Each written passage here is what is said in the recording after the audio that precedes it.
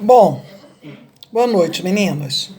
Eu fui solicitada pela Kelly a dar umas dicas ou estratégias para serem utilizadas com alunos com deficiência intelectual.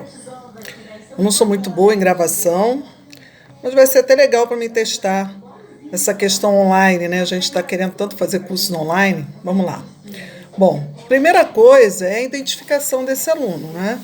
Então, para identificar esse aluno, a gente tem eu fiz umas anotações aqui para eu não me perder, a gente tem pelo menos uns 7 itens importantes. Um deles é a identificação do aluno com deficiência intelectual, que muitas vezes é confundida. E o outro é o plano de ensino individualizado, ou plano de desenvolvimento individual. O outro é a adaptação do currículo, ou a flexibilização do currículo. A prática, o tempo, o estilo de abordagem e a avaliação. Então, veja que esse vídeo vai ficar um pouquinho longo, porque se a gente entender que a inclusão de fato, ela só vai ocorrer quando a gente entender todos os tipos de alunos com deficiência, principalmente os alunos com deficiência intelectual, a coisa complica um pouquinho. Então, a definição desse aluno com deficiência intelectual, ela precisa, antes de qualquer coisa, realmente ter certeza que ele é um aluno com deficiência intelectual, que muitas das vezes é confundido com deficiência, a deficiência intelectual com dificuldade de aprendizagem. E o que ocorre é que muitas das vezes isso acelera esse processo com a perda desse sujeito. E a gente em Rio Bonito trabalha com parecer pedagógico pelas salas de recurso, mas a gente clama que esse parecer pedagógico seja acompanhado por um neurologista, por um psiquiatra, para que a gente feche realmente um laudo fidedigno, né? E que a gente não fique perdido em relação a isso. O plano de desenvolvimento individual, tendo sido feito o diagnóstico, ou o parecer pedagógico que realmente esse aluno possui uma deficiência intelectiva, e a questão é cognitiva, nós temos que nos aproximar desse aluno, conhecer esse aluno. Quem é esse aluno? Quem é esse indivíduo? De que forma que ele tem suas potencialidades e suas competências estimuladas? Porque, independente da cognição, ele tem potencialidade e tem competência. Mas em que área? E de que forma eu posso aproveitar isso para que ele tenha um desenvolvimento pleno no ensino regular, junto com os outros colegas? Eu tenho que botar aqui o auxílio ótico, né? Para ficar mais bonitinha. Então, a gente precisa, com base nessas informações, fazer o seu plano individual. E de acordo com as expectativas que a gente tem em relação àquele ano de escolaridade, aqueles objetivos principais para a singularidade dele. Vamos lá. Na adaptação do currículo, o currículo deve ser preferencialmente o mesmo utilizado por todo o restante da classe. Então, você deve fazer uma abordagem exatamente da capacidade, da competência, da habilidade que ele possui e estimulá-lo em relação a isso dentro desse referencial curricular.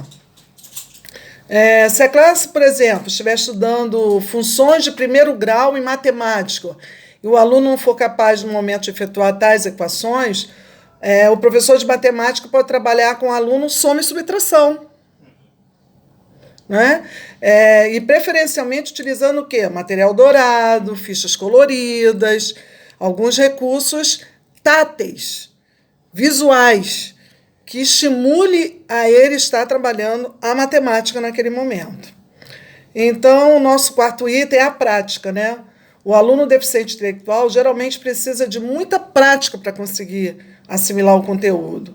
E é isso que é complicado. E é por isso que agora a gente tem os auxiliares, mediadores, professores de apoio, outros indivíduos inseridos nesse contexto que precisam respeitar o ritmo do aluno. Aliás, isso tem que acontecer com todos os alunos da turma, não é verdade?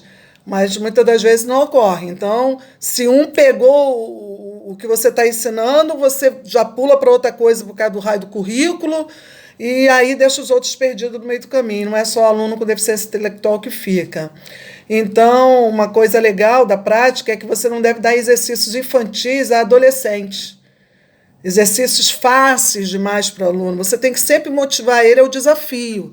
Você tem que estar sempre promovendo nele o desafio dele avançar. E você precisa conhecer esse seu aluno. Então, se o aluno não está conseguindo realizar, o professor deve voltar e realizar outras atividades, mas dentro daquilo que ele consegue, para nunca deixar ele desanimado, né? E obedecer o ritmo do estudante. O tempo. Os alunos com deficiência intelectual, via de regra, precisam de um tempo maior para desenvolver as atividades. É importante você não estressá-lo. Se você o estressar, vai ficar que nem garrolice. Garrolice estressada não funciona. A gente precisa de... Rafinha está dando os palpites dele aqui atrás. A gente precisa respeitar esse ritmo dele, né? O quanto ele aprendeu, se houve evolução, mesmo que pequena. Às vezes, aos nossos olhos, não foi nada.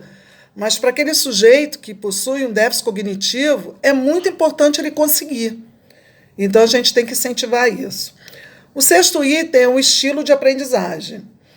É interessante, né, aqui eu escrevi, certificar-se de que tipo de aprendizagem é o aluno, se ele é visual, se ele é auditivo, se ele é sinestésico.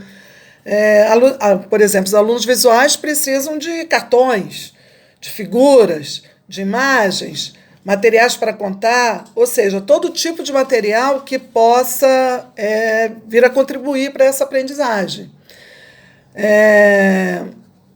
que possa auxiliá-lo, né? A grande maioria das pessoas são visuais. Já o aluno que é auditivo, deficiente intelectual, mas ele ouve muito bem, né, assimila muito bem, né, pelo auditivo, pelo órgão auditivo, é válido gravar histórias, trechos de livros, frases, que dê entendimento, que ele consiga.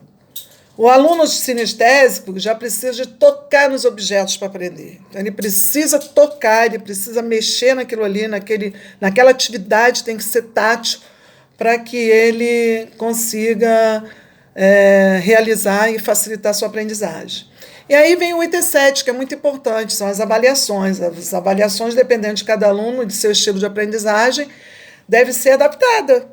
Claro que com certeza, mas dentro do conteúdo que está sendo ministrado para toda a turma. Nunca fugindo disso. Mas você pode ter uma avaliação oral, por exemplo. Os alunos auditivos vão responder bem, porque muitas das vezes eles têm uma memória legal, uma memória efetiva, uma memória funcional.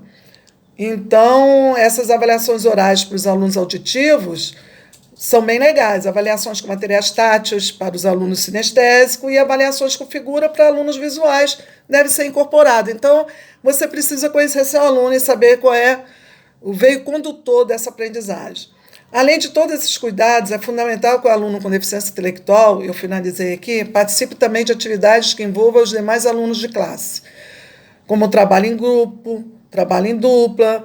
Incluir é aceitar e permitir o aluno interagir com os demais. Isso é beneficial para todos os alunos. Então, a estratégia de ensino para o aluno com deficiência intelectual, ela é permeada pelo conhecer esse sujeito.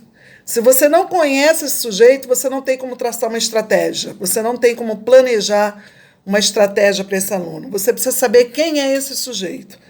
Espero ter contribuído, ajudado de alguma forma e que o curso de vocês seja um final de curso bem legal nesse ano de 2018. Um beijo para todas e obrigada pela oportunidade de estar falando com vocês.